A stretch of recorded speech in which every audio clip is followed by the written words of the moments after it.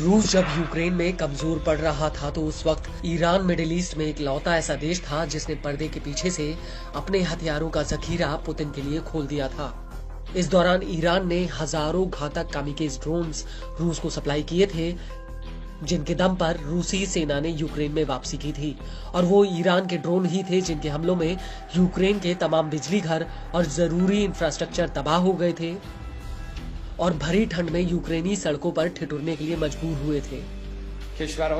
हालांकि इसके बाद ईरान ने खुले तौर पर ऐलान कर दिया था कि वो रूस के भीतर अपनी एक ड्रोन फैक्ट्री लगाएगा जिसमें हजारों ड्रोन्स की मैन्युफैक्चरिंग होगी और ये ड्रोन रूसी सेना इस्तेमाल करेगी।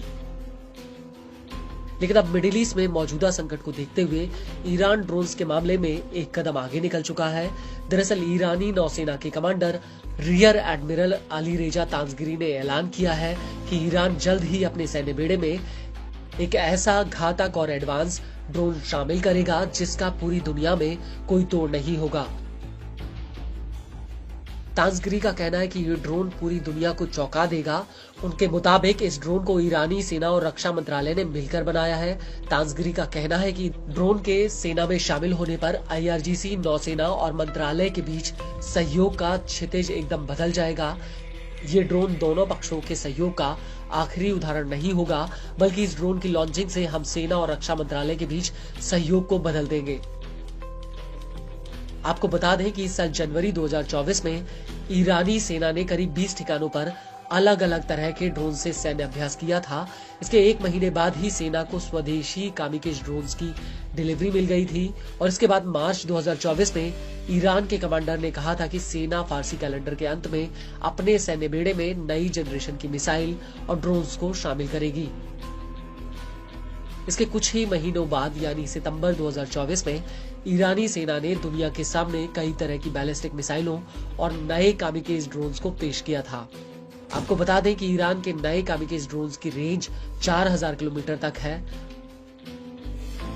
वहीं दिसंबर 2024 की शुरुआत में ईरान ने अमेरिका के सामने डंके की चोट पर मिडिल ईस्ट में उसके युद्धपोतों की जासूसी करने का भी खुलासा किया था।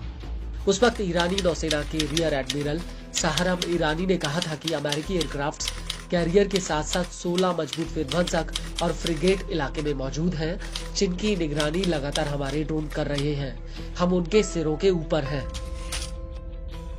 आपको बता दें कि इससे पहले भी पिछले कई सालों में ईरानी ड्रोन्स ने अमेरिकी सेना के एयरक्राफ्ट कैरियर की फारस की खाड़ी में न सिर्फ जासूसी की है, बल्कि उनका बाकायदा वीडियो तक रिकॉर्ड किया है। इस सब के बीच आपको ये भी बता दें कि ईरान दुनिया के सबसे ताकतवर 5 ड्रोन सुपर पावर में आता है। ईरान की ड्रोन्स की ताकत का अंदाजा इसी बात से लगाया जा सकता है कि इस साल की शुरुआत में जॉर्डन में इराक के प्रतिरोधी समूह ने ईरान में बने कामिकेज ड्रोन से हमला किया था। यह हमला अमेरिका के टावर 22 मिलिट्री बेस पर हुआ था, जिसमें 4 अमेरिकी सैनिक मारे गए थे जबकि 40 अन्य घायल हुए थे। और पिछले 2 सालों में ईरान ने अपनी ड्रोन पावर को तेजी से आगे बढ़ाया है। ईरान के पास शहीद 101 जैसे छोटे ड्रोन भी हैं, जिन्हें लॉन्च करने के लिए किसी विशेष उपकरण की जरूरत तक नहीं होती है। यह बेहद ही कम ऊंचाई पर उड़ते हुए रडार को चकमा दे सकते हैं और यह ड्रोन कम से कम 700 किलोमीटर तक उड़ान भर सकता है।